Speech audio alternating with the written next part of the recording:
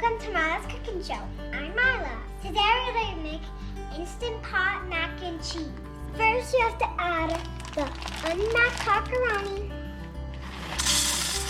then the chicken broth, then the butter, a teaspoon of garlic powder, a teaspoon of hot sauce, but it won't be too spicy.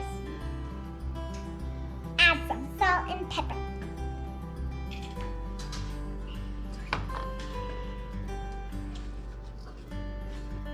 Now you're going to put the lid on the Instant Pot.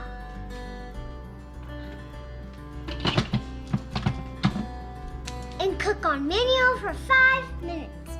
Have the parents do quick release. Now stir it up a little bit. Add a half a cup of milk. Add 3 cups of cheese. Stir in between each cup. Cup number 2. Cup number 3. Last, we need a half a cup of Parmesan.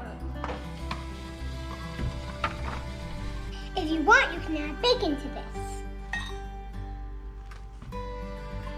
Now that looks like some good mac and cheese. Thanks for watching my cooking show. Don't forget to like and subscribe. I love you. Enjoy that mac and cheese.